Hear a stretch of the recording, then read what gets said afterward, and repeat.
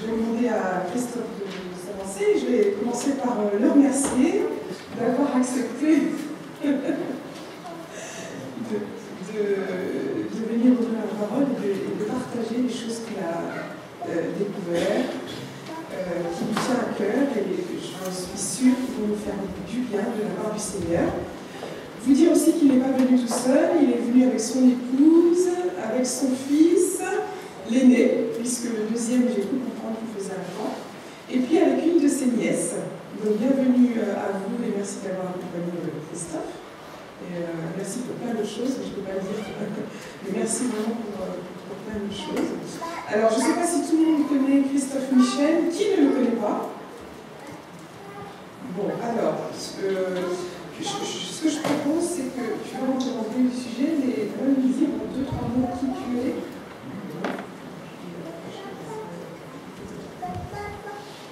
Je remercie la famille Agensin. Et Annie aussi qui nous reçoit tous les jours. Et puis remercier Corinne pour ce temps de parole parce que c'était à elle. Alors avant de me présenter, mais très succinctement, je voudrais remercier vos anciens, votre pasteur, Claude Philippe, pour cette possibilité qu'il m'accorde pour qu'on partage la parole finalement. C'est un serviteur qui vient vous rendre visite. Et puis pour ceux qui ne me connaissent pas, vous savez, il n'y a pas grand-chose d'important dans ma vie, si ce n'est que j'ai accepté Christ. Donc voilà, je suis marié, père de 2 enfants, et puis ancien dans mon église, et puis voilà. J'ai un métier, et puis j'ai autre chose qui se précise dans ma vie. Voilà, je pense que c'est bon pour toi. Écoute, encore merci encore pour ce moment. On va incliner la tête pour une courte prière, si vous voulez bien. Notre Père, notre Dieu, nous sommes disposés, nous l'espérons, à recevoir ton Saint-Esprit pour qu'il nous illumine à la fois le cœur et l'intelligence pour recevoir ta parole. Je te demande de bien vouloir rendre mes lèvres, afin que ne sorte nul blasphème, ni désobligeance vis-à-vis de ta part. Garde nos cœurs bien accrochés toujours à ta parole, et que ce merveilleux sabbat, sous ce climat très favorable, et bien soit propice à une relation encore plus intime avec toi, et que nous ressortions de ce lieu encore plus amoureux de toi, au nom de Jésus-Christ. Amen.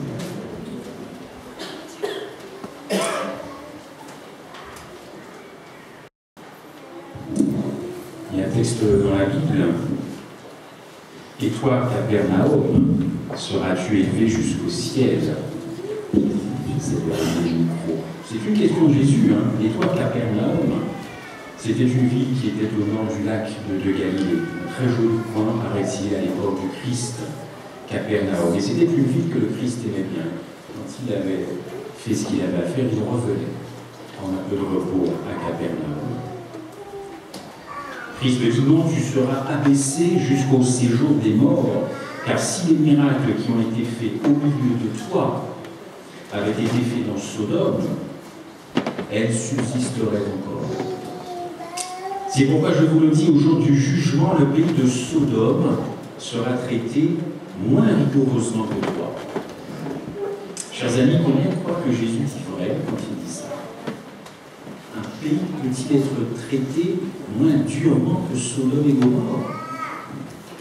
Combien de parents, par exemple, préféreraient voir leur fils ou leur fille devenir homosexuel plutôt que de demeurer un membre fidèle tiède de l'Église adventiste qui garde le sabbat et qui est en asile? Les parents désirent le meilleur pour les enfants, ils vont être premiers, n'est-ce pas? Jésus affirme pourtant que le pays de Sodome était meilleur que celui de Capernaum. Étrange, n'est-ce pas? Vous avez sûrement entendu dire qu'il faut tout faire pour garder les personnes dans l'église. Et qu'est-ce qu'on ne ferait pas? Mais Christ dit que ces personnes seraient mieux dans Sodome. C'est embarrassant. Il faut beaucoup de foi pour voir ce que Jésus est en train de dire, n'est-ce pas? Ce qu'il dit à propos de Sodome et de Capernaum. Mais il faut aussi beaucoup de foi pour que les parents et les adultes le croient aussi. Il y a sûrement des parents qui préféreraient avoir leurs enfants à moitié dans l'église, n'est-ce pas, plutôt que totalement dans le monde. Ah, un pied dans l'église, c'est toujours ça gagner.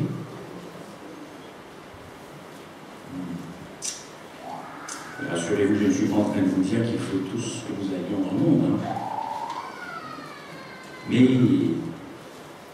le Christ est en train de dire que nous devrions effectivement être totalement dans l'Église et qu'un pied dans l'Église et un pied dehors, c'est pire que d'être dans Sodome.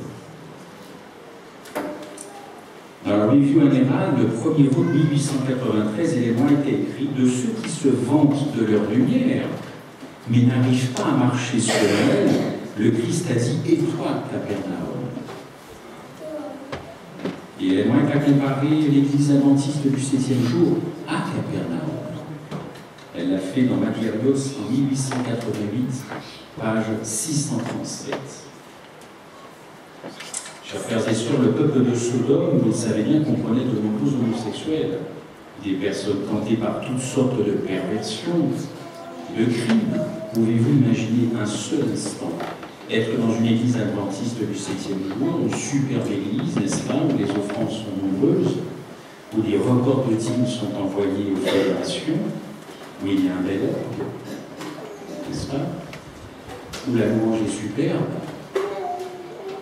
où les serments sont merveilleux, et puis tout à coup Jésus rentre par la porte et dit à la communauté: vous êtes pire que Sodome. Pas sûr que Jésus soit réinvité la semaine d'après. Pas sûr. Et pourtant il y a un texte dans la Bible, qui est dans l'Écriture, qui est dans l'Apocalypse 3, vous connaissez bien ce texte, nous aurons l'occasion d'ouvrir la parole dans quelques instants. Je connais tes œuvres, tu n'es ni froid ni bouillant, puisses-tu être froid ou bouillant. Tout comme Christ était fidèle à Capernaum, et encore une fois, il aimait aller à Capernaum se reposer, quand il en avait le temps. Eh bien, il est aussi avec Laodicée. Christ est fidèle aussi avec Laodicée et véritable. Et le texte d'ailleurs dans l'Apocalypse 3, vous connaissez, je suis le témoin fidèle et véritable. En d'autres termes, il est en train de dire, je suis le seul qui n'exagère pas sur ta condition de chrétien dans Laodicée. Et je suis le seul qui te dit la vérité sur ta condition dans cette église chrétienne de Laodicée. Alors c'est vrai qu'on a beaucoup écrit, beaucoup médité, prêché sur Laodicée, qui n'est ni froid ni bouillant, donc tiède, hein, c'est le texte qui le dit. Laodicée, en d'autres termes, au point mort.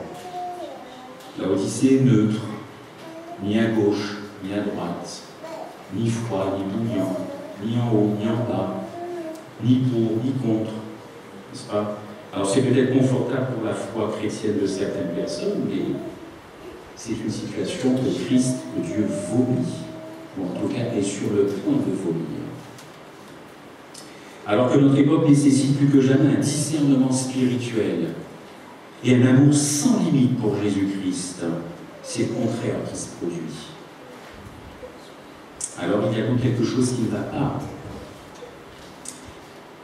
Et en préparant cette citation et en regardant un petit peu ce qui se passe actuellement, des choses plus personnelles, il m'est revenu cette citation magnifique d'Ellen White.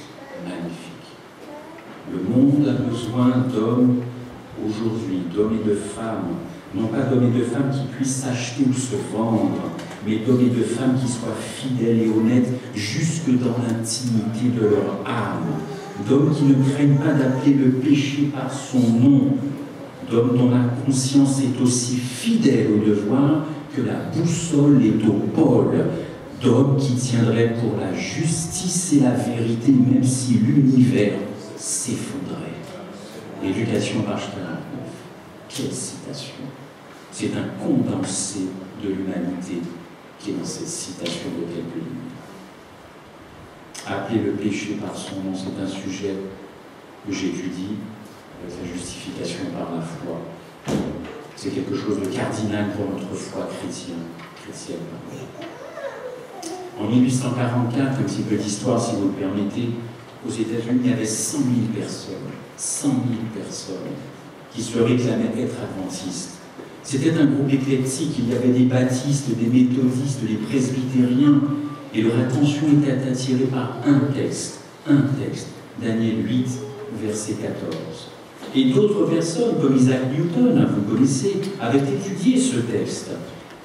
Et comme 1844 approchait, l'intérêt grandissait pour l'étude de ce texte.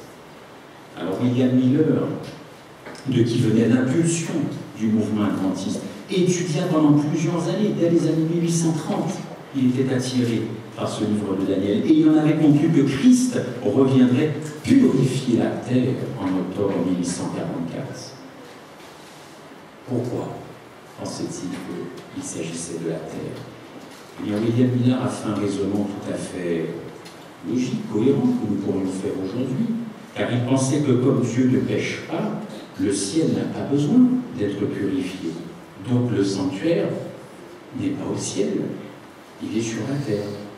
C'est logique, c'est cohérent. Mais vous connaissez la suite, n'est-ce pas? J'espère que vous connaissez la suite, le 22 octobre 1844. J'espère qu'on vous l'enseigne. Parce que le 23 octobre, le lendemain, il y avait un seul endroit à l'époque où les adventistes du 7e jour n'aimaient pas se trouver. C'était dans les rues publiques, les avenues, partout où il y avait du monde. Et vous savez pourquoi? Parce qu'on se moquait de nous, on nous raillait. C'était toutes sortes de colibés vis-à-vis des adventistes du 7e jour. Au cercle, je n'étais pas à cette époque, mais j'ai un profond respect pour ceux qui y étaient, parce que s'ils étaient là, c'est parce que moi aussi, grâce à eux, je suis là aujourd'hui. Donc j'ai du respect pour ces personnes, pour ceux qui ont blanchi à l'étude de l'Évangile, comme Graham White. Alors on se moquait d'eux, n'est-ce pas? Et beaucoup ont cédé, beaucoup ont apostasié. Ils ne supportaient pas la critique, ils ne supportaient pas qu'on se moque d'eux. Et puis un homme, Hiram Edson, il se promenait dans un champ de maïs, et il fut attiré par un texte. Ce texte, vous le trouvez dans Daniel 7, verset 9. Je vous invite à prendre vos Bibles. Daniel 7, verset 9. Daniel 7, verset 9. Daniel 7, verset 9. Ouvrez vos Bibles, c'est un texte fondateur. Je commence. Je regardais, pendant que l'on plaçait des trônes, et l'ancien des jours s'assit. Son vêtement était blanc comme la neige. Et les cheveux de sa tête étaient comme de la laine pure. Son trône était comme des flammes de feu, et les roues comme un feu ardent. Ce texte, chers frères et sœurs, chers amis, dévoile le cœur même du ciel. Alors, effectivement, l'ancien des jours est là, c'est-à-dire Dieu lui-même. Il est assis, comme dit le texte, sur un trône incandescent, d'une lumière ardente, autour de lui des myriades d'êtres resplendissants. Nous sommes dans une assemblée, mais c'est une assemblée particulière, très particulière. Et ce texte a une portée extraordinaire, car Jean voit, qu'est-ce qu'il voit? Des roues de feu, n'est-ce pas? Son trône était comme des flammes, et les roues comme un feu ardent. Est-ce que le trône de Dieu au ciel aurait des roues? Alors l'intellectuel, le théologien, l'érudit biblique, eh bien, pourrait nous dire avec un sourire condescendant qu'un tel langage est une métaphore. D'ailleurs, personnellement, j'ai remarqué que maintenant la Bible, elle est très métaphorique. Si vous écoutez certains, beaucoup de choses sont métaphoriques. Et puis, le modeste étudiant biblique, lui, pourrait répondre, alors oui, mais alors si c'est métaphorique, est-ce que le trône même, c'est une métaphore? Est-ce que l'Église du reste, c'est une métaphore?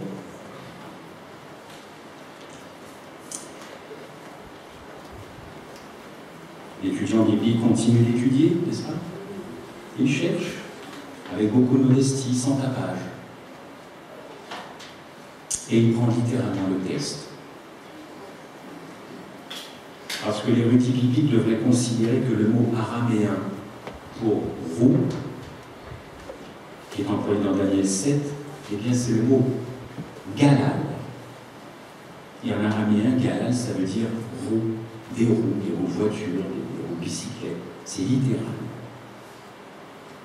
D'ailleurs, la New King James Version traduit its wheels, c'est-à-dire ITS, et non pas his wheels, H-I-S. Comme pour rendre encore plus clair que les roues appartiennent au trône de Dieu. Alors dans cette scène, Dieu va quelque part, chers amis, mais il va où? Alors Daniel 7, verset 10 nous donne la réponse.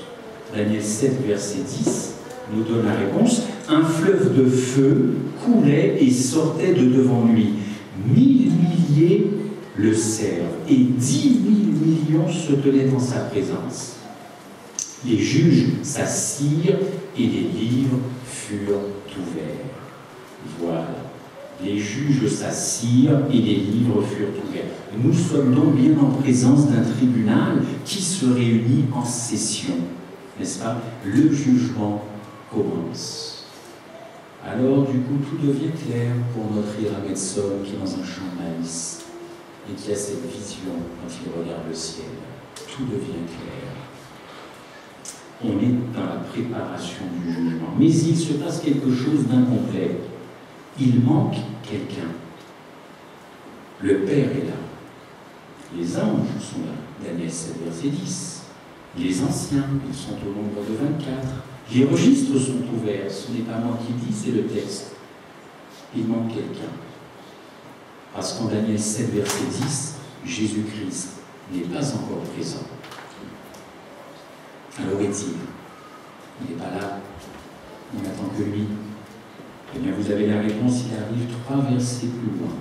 En Daniel 7, verset 13, lisons le texte. C'est toujours Jean qui parle. Je regardais pendant mes visions nocturnes et voici sur les nuées des cieux arriva. Du verbe arriver, n'est-ce pas? Quelqu'un de semblable à un fils d'homme. Fils d'homme, c'est un titre de Christ, je crois, n'est-ce pas? Fils de Dieu, mais aussi fils d'homme. Il s'avança, n'est-ce pas? Ça, c'est pas une métaphore, c'est le verbe avancer. Tout à l'heure, nous nous sommes avancés pour venir sur l'estrade, n'est-ce pas? Il s'avança vers l'ancien des jours et on le fit approcher. Ciel, encore une métaphore, le verbe approcher. Je m'approche de vous. Je suis donc dans un mouvement vers vous, n'est-ce pas? Il s'approcha, on le fit approcher de lui. Jésus est bien amené en présence du Père par des anges. Jésus se déplace d'un côté à un autre dans un but précis. Encore une fois, je vous le rappelle, c'est simple comme texte. Les livres sont ouverts et ces livres, vous le savez, décrivent les actions des hommes, nos actions. Tout est en place, chers frères et sœurs. Et vous savez qu'une fois par an, en accord avec le texte de Lévitique 16, verset 29, le souverain sacrificateur entrait dans le Saint des Saints pour purifier le sanctuaire de Dieu des péchés confessés et pardonnés.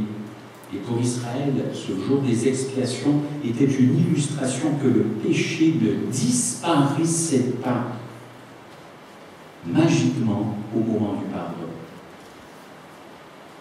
Les conséquences du péché continuaient même après avoir été pardonné.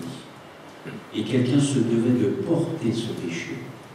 C'était le Christ, la préfiguration du Messie promis à Israël. D'où la purification de ce sanctuaire terrestre. Alors, chers frères et sœurs, on vous l'a appris, je ne suis pas venu ce matin pour faire une prédication sur le sanctuaire terrestre. Encore une fois, j'espère que vous réfléchissez et vous étudiez par vous-même. Et il le faut. C'était un événement solennel, cette purification. Ce fameux Yom Kippour, vous possédez peut-être dans vos relations les juifs pratiquants ou pas. Même les juifs non pratiquants font Kippour pour la mémoire, pour la tradition. Et nous en connaissons dans notre cercle de relations.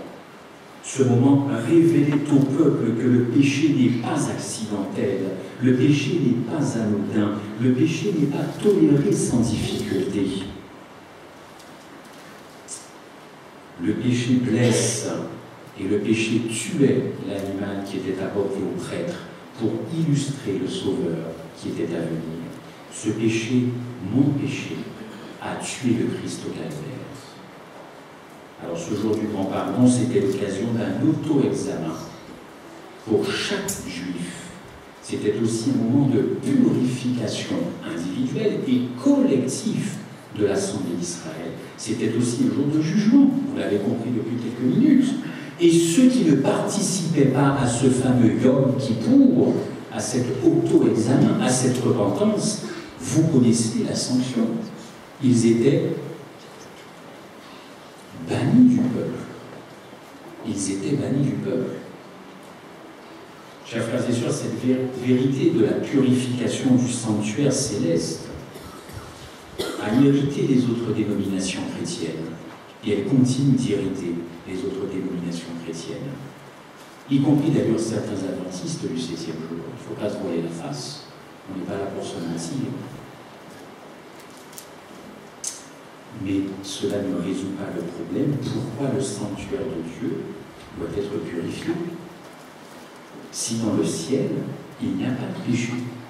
C'est la même question que William Miller, en fait. Chers frères et sœurs, chers amis, que devient le péché quand il est pardonné? Ça bouge un petit peu.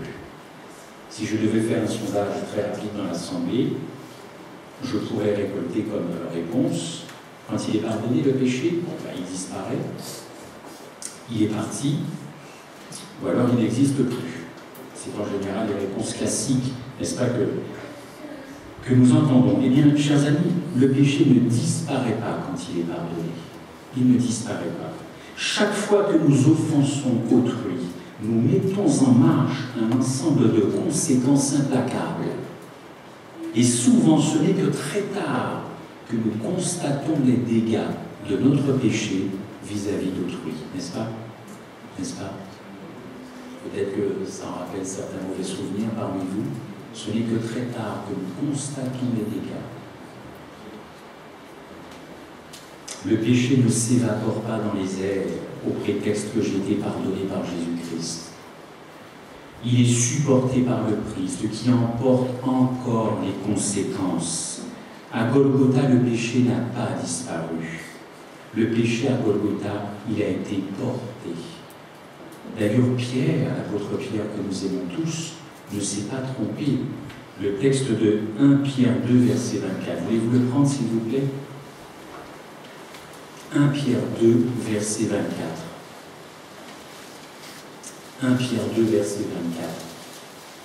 Il faut toujours soutenir une affirmation par un texte biblique. 1 Pierre 2, verset 24.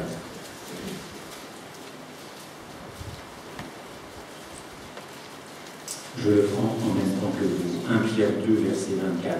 Voilà ce que dit Pierre.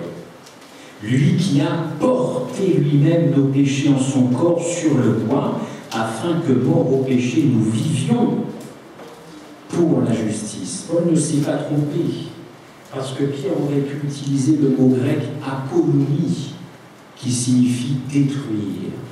Or, Pierre ne dit pas que le péché a été détruit à la croix. Il emploie le terme grec anaphéro, qui veut dire, pour ceux qui ont peut-être fait du grec, porter. Parce qu'on n'a fait pas l'apôtre Pierre. Pierre sait très bien que Christ a porté le péché à la croix, que Jésus-Christ n'a pas détruit le péché à la croix. Il ne se trompe pas dans l'emploi du mot grec. Nous avons besoin d'un porteur de péché. C'est pourquoi le sanctuaire de Dieu au ciel doit être purifié, parce qu'il continue d'être souillé par vos péchés, par mes péchés. Alors on a souvent accusé l'adventisme de dérober au peuple de Dieu la pleine assurance du salut. Alors ce sanctuaire, ça nous a causé des problèmes, en tout cas à certains. Parce que moi je mourrai dans la tombe avec la certitude de ce qui se passe au ciel depuis 1844. Alors on a accusé donc cet adventisme de dérober le salut des gens. Parce que Christ a dit à la croix, ça, tout est accompli. Raison pour laquelle certains n'abordent même plus en public le thème du sanctuaire céleste. Trop dangereux, trop embarrassant. Et surtout ce sanctuaire avec le traitement en rapport avec le traitement du péché dont je vous parlais. Mais le jugement investigatif depuis 1844, eh bien, ne vise pas simplement à purifier les registres du ciel, mais aussi à purifier ma vie. Et c'est ça, la meilleure nouvelle de l'Évangile. C'est pour ça que je suis adventiste du 7e jour. C'est pour ça que j'ai choisi cette église, même si mon père était adventiste. Il purifie ma vie. La victoire sur le péché est mise au bénéfice de l'homme. Il existe un évangile, selon moi, très égoïste, et je ne le veux pas dans ma Bible. Vous savez, c'est cet évangile qui offre le pardon sans victoire. Si je me débarrasse de ma culpabilité sans que Dieu me libère de mon esclavage du péché, où est la bonne nouvelle, n'est-ce pas? Où est la bonne nouvelle pour ma femme qui est ici? Où est la bonne nouvelle pour mes voisins qui vont me supporter toute l'année? Où est la bonne nouvelle pour mon église que je fréquente? C'est ça l'évangile. Vous allez voir les gens, vous dites, oh, vous savez, moi, je suis pardonné, mais vous êtes le plus gros enquiquineur de la terre. Vous gonflez votre voisin, vous saturez votre patron par votre caractère. Ah, pourtant Jésus vous a pardonné. Et c'est ça que vous renvoyez comme évangile à vos voisins, vos amis et votre famille. Et comment voulez-vous attirer les gens? Les gens seulement de savoir que vous avez été pardonné. Ce qu'ils veulent voir, c'est des personnes nouvelles. C'est ça la différence. Alors moi, je refuse cet évangile égoïste qui ne transforme pas. C'est ce que nous chantions là tout à l'heure, je crois, si j'ai encore bonne mémoire. Un évangile qui transforme. Un évangile qui pardonne et qui ne guérit pas. Quel triste évangile. La fonction du jugement en ce moment est d'effacer mes péchés des registres du ciel, mais aussi de la vie. Et cela, personne ne pourra l'enlever à Jésus-Christ. Personne. Dans Jérémie 31, verset 34, il est écrit « Je mettrai ma loi au-dedans d'eux, je l'écrirai dans leur cœur. » C'est Dieu qui parle. « Et je ne me souviendrai plus de leurs péchés. » Vous imaginez Dieu qui dit « Je ne me souviendrai pas de ton péché, Christophe, ou de tes péchés. » Mais quand les péchés sont effacés des registres du ciel, ils sont effacés dans ma vie, et Dieu le premier ne se souvient plus de mes péchés les plus abominables. Il y a un aspect dans l'évangile qui est très attaqué de nos jours, ainsi que ces dernières années. C'est la possibilité même de l'existence d'un peuple vainqueur de tout péché, de sorte qu'il puisse être prêt pour la seconde venue de Jésus-Christ. Et on a souvent ridiculisé cette possibilité en la dénonçant comme une hérésie du perfectionnisme. Mais la Bible est claire. Il faut être en paix. La Bible est claire. La grâce de Dieu, source de salut. Cette grâce nous enseigne à quoi? Vous connaissez bien ce texte. Cette grâce nous enseigne à renoncer à toute impiété, à renoncer aux convoitises mondaines en attendant la bienheureuse espérance. Tite 2, versets 11 à 14. Quel texte encore? Quel texte? La grâce, source de salut, qui m'invite, qui m'encourage à éliminer de ma vie pour la gloire de Dieu. La justification par la foi, vue sous l'angle protestant et sous l'angle des églises populaires chrétiennes, ignore la purification du sanctuaire. Et je comprends que ceux qui ont un problème avec la purification du sanctuaire hésitent à parler de ça. C'est embarrassant. Mais la bonne nouvelle de l'Évangile, c'est que Christ, en qualité de souverain sacrificateur céleste, purifie son sanctuaire. Et ce n'est pas mon rôle de le faire.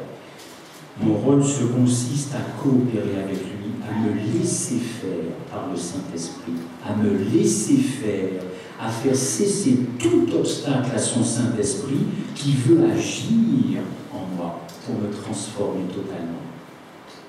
C'est pas moi qui l'ai dit, l'homme nouveau, l'apôtre Paul a tellement écrit là-dessus, Et ce Saint-Esprit veut nous conduire continuellement hors de l'égoïsme, hors de l'égocentrisme et hors du péché. Parce que si le péché devait porter un nom, ce nom c'est le moi, avec un grand M, moi. Moi j'ai fait ci, moi je suis ça, moi j'ai accédé à ça, Moi, je suis devenu comme ça. C'est moi le patron, c'est moi le boss. Voilà. Alors ça, c'est à éliminer à tous les niveaux. Et surtout dans notre propre cœur. Nous ne devons pas essayer, chers frères et sœurs, de réécrire la Bible. Et bien que cela puisse paraître stupéfiant, la grâce est beaucoup plus forte que le péché. Et vous connaissez ce texte même de mémoire. Là où le péché abonde, la grâce surabonde. Alors qu'on ne vienne pas nous dire que le péché est plus fort que la grâce et que l'on va pécher comme ça jusqu'à la fin. Mais quel évangile! La grâce est beaucoup plus forte. Et la grâce m'invite justement à cesser tout ce qui peut déplaire à Christ. Les écrits de Paul sont limpides sur le sujet. La justification par la foi n'est pas une théologie froide. Quand la grâce règne dans la vie d'un croyant adventiste, cette grâce, elle porte des fruits. Elle rend impossible pour le croyant de continuer de caresser le péché, de flirter avec l'immoralité. Flirter avec l'immoralité. Les mauvaises habitudes, les obsessions, les perversions à l'égard de Dieu, tout cela, c'est désarmé quand la grâce vit dans le cœur d'un croyant, d'un chrétien. La grâce s'impose finalement comme un nouvel esclavage. Et j'aime bien ce mot, la grâce s'impose comme une nouvelle captivité. Parce que Paul parlait beaucoup de tous ces termes, il y avait des esclaves à son époque. L'esclavage du péché. Eh bien, je demande à Dieu de me rendre captif de sa grâce. Mais pas une grâce que j'ai acquise à mon baptême. Je veux que cette grâce se poursuive jusqu'au seuil de la mort et qu'elle m'empêche et qu'elle me mette droite avec mon Sauveur. C'est une nouvelle vie de sainteté. Voilà la perspective de la très bonne nouvelle de l'Évangile. Voilà ce que Jésus-Christ veut réaliser dans la vie comme dans la vôtre. Comme dans la vôtre. Voulons-nous saisir ses promesses, chers amis, avant son retour? Je raconte souvent cette histoire quand j'ai l'occasion de méditer avec des communautés. Bon, c'est une maman qui vient de coudre par elle-même une très belle robe, magnifique robe à sa petite fille. C'est blanc, c'est superbe, elle a passé des heures et des heures. Et la petite va se promener par un temps pluvieux. Il faisait pas beau, puis en se chamaillant avec ses petites camarades, elle tombe dans une flaque d'eau. Toute sa robe est maculée de boue. Et là, elle prend conscience qu'effectivement, c'est terrible. Et elle va voir sa maman en pleurant, en disant « Maman, j'ai vraiment de la peine, pardonne-moi, pardonne-moi. Regarde, regarde, j'ai pas fait exprès, on m'a bousculé. » Et elle pleure, pardonne-moi. Et sa mère lui dit « Mais chérie, je te pardonne. Bien sûr, je te pardonne, je t'aime. » Et la petite de repartir, jouer avec ses camarades, mais dites-moi, la robe dans quel état elle est?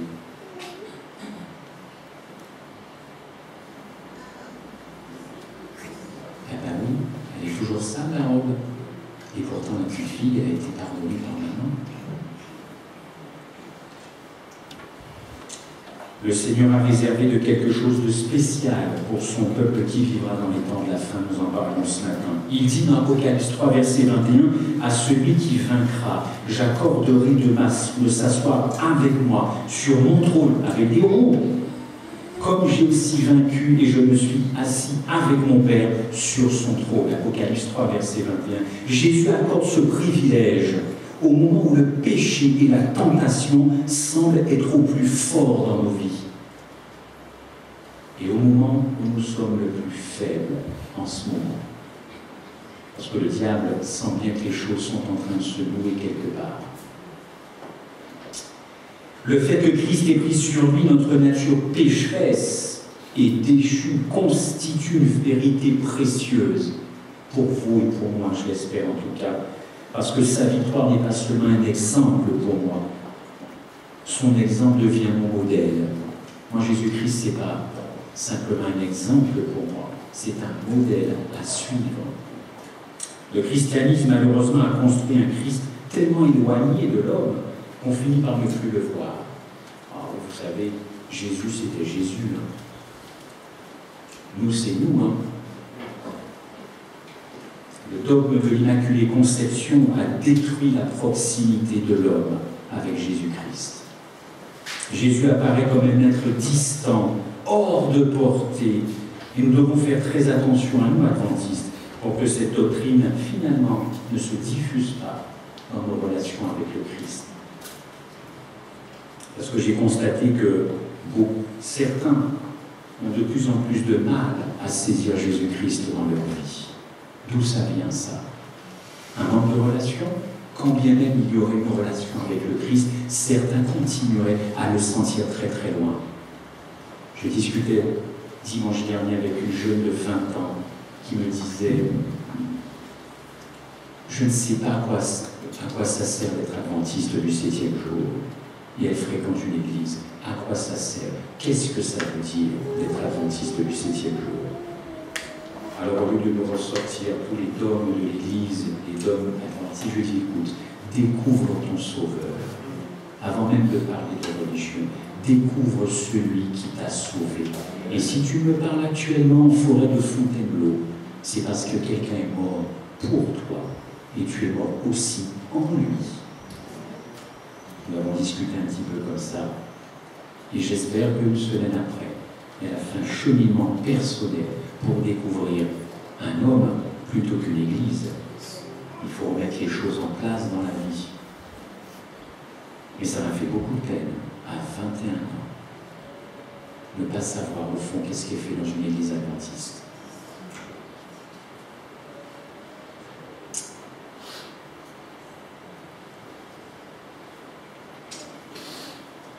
Matthieu 26, verset 28. Car ceci est mon sang, le sang de l'alliance qui est répandu pour plusieurs pour la rémission des péchés. La plupart de ceux qui ont lu ce texte le lisent à l'envers et ils ont transformé Matthieu 26, verset 28. Ce texte dit que nos péchés doivent être effacés et que le véritable pardon fera plus que nous pardonner. Le sang de Christ va nous purifier de notre injustice. Et Jean l'a encore compris, l'autre, le bien-aimé, dans Jean 1, verset 9. Prenez ce texte, s'il vous plaît. 1 Jean 1, verset 9. 1 Jean 1, verset 9. C'est juste après Pierre que nous avons lu tout à l'heure. 1 Jean 1, parce qu'il y a 2 épîtres, comme vous le savez, verset 9. Si nous disons que nous n'avons pas péché, nous nous séduisons nous-mêmes et la vérité n'est point en nous. Si nous confessons nos péchés, il est fidèle et juste pour nous les pardonner et pour nous purifier de toute iniquité. Alors c'est vrai qu'il y a un évangile populaire, n'est-ce pas? Je vous disais tout à l'heure, celui d'une vie où le péché est une fatalité. Et je pense que vous avez déjà entendu dans vos relations, peut-être ici, à l'église ou ailleurs, c'est comme ça. J'ai chuté, c'est comme ça. J'ai trompé ma femme, c'est comme ça, la chair est faible. J'ai pas pu résister, elle était trop belle. Comme ma femme ne m'apporte plus de satisfaction, j'ai eu une pensée comme ça, ah, j'ai chuté. J'ai trompé mon mari. La chair est faible. J'ai menti, j'ai triché, j'ai volé dans les caisses de l'église, ah, la chair est faible. La chair est faible. C'est comme ça. J'ai pas pu résister. Alors, quand la personne qui fait ça se penche sur la Bible, est-ce que la Bible est une puissance dans sa vie? Est-ce que la Bible est une puissance, comme dit Romain? L'Évangile est une puissance. J'ai juste une question que je me pose, et que je me pose aussi à moi. La chute existe. Enfin, il y a quand même un texte qui dit à celui qui peut me préserver de... Alors donc la chute n'est pas une fatalité, le péché n'est pas... Je peux ne pas tromper ma femme, hein, je vous le dis tout de suite. Hein. Je ne suis pas obligé de la tromper. Elle n'est pas obligée de me tromper, je ne suis pas obligé de voler. Je ne suis pas obligé de tricher, de mentir. Je ne suis pas obligé d'être méchant avec les gens. Je ne suis pas obligé d'être bourbon le matin. Je ne suis pas obligé de traîner un caractère qui embête toute une assemblée depuis des années. Et qui embête mon pasteur. Je ne suis pas obligé de mentir à mon patron pour une augmentation. Je ne suis pas obligé. L'Évangile me dit, je ne suis pas obligé. Je vais te guérir de tout ça si tu agis comme ça. Mais ce n'est pas une fatalité. Voilà la bombe atomique de l'Évangile de Jésus-Christ. Et Paul a beaucoup écrit là-dessus. Lisez Romains 6, 7, 8. Ça vous empêchera de dormir. Mais après, c'est un bon sommeil, un bon sommeil. Cet évangile populaire qui se répand de plus en plus, c'est l'évangile de Babylone. Tu viens, Jésus t'aime, viens faire baptiser, on t'aime, et va faire ta vie. Jésus t'aime, va en paix, Jésus te garde. Ah, l'évangile, c'est précieux, c'est ouvert à tous, c'est mondial, mais ça se respecte. On ne prend pas l'évangile à l'envers et comme on veut. Il y a aussi un évangile moins populaire. Alors celui-là, vous l'avez compris, c'est plutôt le mien. La victoire sur le péché grâce à Jésus-Christ. La victoire sur nos embêtements. La victoire sur nos mauvais traits de caractère. Qui fait que ma femme m'aime davantage. Qui fait que mes enfants me supportent davantage. Même si des fois je dois hausser la tête. N'est-ce pas mon fils? La sanctification. La sanctification. Je puis tout par celui qui me fortifie, en Jésus-Christ, en Jésus-Christ, en Jésus-Christ, toujours en Jésus-Christ. Nous n'avons aucun mérite, nous ne changerons jamais rien de nous-mêmes, en Jésus-Christ. Et c'est la réponse à ceux qui parlent de perfectionnisme, en Jésus-Christ. Jésus-Christ est beaucoup plus fort que tout le monde, et il est capable d'apporter toutes les guérisons possibles. Grâce à lui, toujours grâce à lui, jamais grâce aux hommes. Chers frères et sœurs, le sanctuaire avec comme un élément de traitement du péché, c'est une cible de choix, et c'est ma conclusion. C'est une cible de choix pour Satan. Satan a la haine de cette doctrine, n'est-ce pas? Car cette doctrine concerne son action. Et il vise à en diminuer la portée, détruire son enseignement, altérer son intégrité. Et il y a des révisionnistes aussi dans l'Église, ceux qui se moquent de cette vérité, ceux qui se moquent du sanctuaire, ceux qui doutent et qui rejettent l'esprit de prophétie, qui attestent la validité du sanctuaire. Mais je ne voudrais pas vous quitter ce matin en vous disant, ne prenez pas cette existence du sanctuaire céleste comme quelque chose de, comment je dirais, nous sommes détachés de cette vérité biblique et profondément adventistes. Vous sapez le sanctuaire, mais c'est même plus la peine de venir à l'église adventiste. C'est le fondement même, 1844, c'est le cœur même, cette vision d'Ira Metson. Mais ce qui se passe actuellement, que Jésus-Christ fait, mais c'est ce qu'il veut faire dans ma vie, pour que quand il reviendra dans votre vie, il puisse vous trouver en conformité. D'ailleurs, il y a des textes, une église sainte, pure et irréprochable, grâce à Jésus-Christ, il va faire ce travail. On ne peut pas continuellement être des chrétiens moribonds, comme dirait peut-être l'apôtre Paul. Il faut une énergie dans la vie du chrétien adventiste, quelque chose qui le fasse aller de l'avant, de victoire en victoire. Et si dans les églises, sabbat matin après sabbat, on parlait davantage de victoire plutôt que davantage de pardon, moi, ce n'est pas le pardon qui me guérit. Le pardon n'a jamais guéri. Je ressors soulagé du pardon, et je conserve ma mauvaise habitude de recommencer le lendemain. Ou le pardon me soigne. Non, le pardon me libère de ma culpabilité. Je demande à Jésus-Christ de me guérir chaque jour de ci, de ça, de ci. Et quand ça marche, grâce à lui, ce sont des victoires. Apportez toutes ces victoires à l'église le samedi matin ou dans les foyers, et vous verrez la dimension céleste que le Christ apportera. Des victoires. Et ça, Satan ne veut pas que nous parlions de victoires que grâce à Jésus, nous remportons.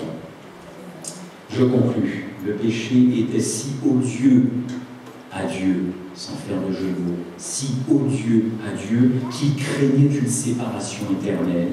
Jésus-Christ, page 68. Jésus-Christ est venu nous sauver du péché, n'est-ce pas? Pas dans nos péchés. Il est venu, il veut ôter ce qui fait obstacle à mon intimité avec lui. Il est l'agneau de Dieu qui ôte le péché, pas les péchés, le péché du monde. Accepterons-nous d'en finir avec ces esclavages, parce qu'il faut parler au pluriel, évidemment, du plus petit au plus grand. Je le dis pour vous comme pour moi. Et si oui, alors laissons Jésus-Christ agir dans nos vies pour le bien de tous et pour la gloire de Dieu. Amen.